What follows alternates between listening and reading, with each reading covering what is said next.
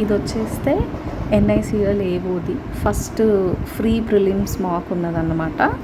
చాలా రోజులకు మాక్ రాస్తున్నా. సో 68 అటెంప్ట్స్ 65.5 స్కోర్ వచ్చింది. అండ్ ఇంగ్లీష్ చూడండి 100% యాక్యురసీ, దట్ టు వితిన్ 11 మినిట్సే. అంటే ఆ 1 మినిట్ కూడా నేను అటు ఇటు కావాలని ఇంకేమన్నా పెట్టగలుగుతానా అని చెప్పి టైం వేస్ట్ చేశానన్నమాట. ఐ థాట్ ఇంకేమొద్దు, ఇంకా ఐఎమ్ నాట్ ష్యూర్ అని చెప్పేసి ఇంకా నెక్స్ట్ సెక్షన్కి స్కిప్ అయిపోయాను. సో వితిన్ 10 మినిట్సే, దాదాపు 10 మినిట్స్లో అవుట్ ఆఫ్ 30 21 క్వశ్చన్స్ పెట్టాను. అండ్ ఆల్సో ఆల్ 100% కరెక్ట్ అన్నమాట. ఇంకా అనాలిసిస్ చేస్తాను. అండ్ రీజనింగ్లో ఒక్కటే రాంగ్ అయింది, మేబీ 1 or 2 93% యాక్యురసీ అయింది. ఇంకా క్వాంట్ కూడా అన్నీ కరెక్టే. క్వాంట్ ఇంకొక 4 or 5 క్వశ్చన్స్ అయ్యేవి, ఎందుకంటే డిఐ కేస్లెట్ వచ్చింది. అది చేయకుండా వేరే అర్థమెటిక్ క్వశ్చన్స్ ట్రై చేస్తుంటే ఇంకా టైం అయిపోయిందన్నమాట, అంతే. బట్ ఓవరాల్ పర్సెంటైల్ అయితే 94 పర్సెంటైల్, బెటరే, మంచిది.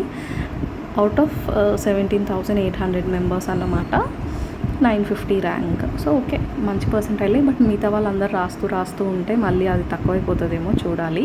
కట్ ఆఫ్ కూడా 60 to 63 ఉంటే నాకు 65.5 above the cut off. I'm thank god, like I'm happy that first mark starting మార్క్లో రెడ్ లైన్ రాకుండా గ్రీన్ లైన్ వచ్చింది. That means cut off clear అయిందని చెప్పి గ్రీన్ లైన్ వస్తుంది కదా, సో అట్లా వచ్చిందన్నమాట. I'm happy. సో ఇది వచ్చేస్తే ఆ మాక్ది రఫ్ షీట్ అన్నమాట. మీరు ఎవరైనా రాస్తే యూ క్యాన్ చెక్, సేమ్ ఉన్నాయి అన్నీ, మీరు ఎంతెంత చేశారు ఏంటి అని తెలుస్తుంది.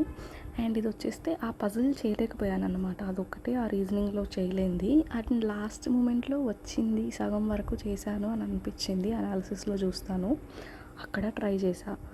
మళ్ళీ నెక్స్ట్ ఇంకో చోట ఇదేంటంటే, నేను లాస్ట్ ఇయర్ 2024 or 2023 ఆ టైంలో కరెంట్ అఫైర్స్కి అలా రాసుకున్నాను అన్నమాట.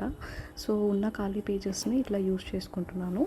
సో అక్కడ కూడా ట్రై చేస్తాను, అక్కడ కూడా మళ్ళీ రాలేదు అదన్నమాట. ఇంకా అది వచ్చేస్తే ఇవి డిఐస్ క్వాంట్ సెక్షన్లో ఉండేవి, అంతే. ఇది రఫ్ షీట్ క్వాంట్ అండ్ రీజనింగ్ది అయిపోయింది అక్కడికి.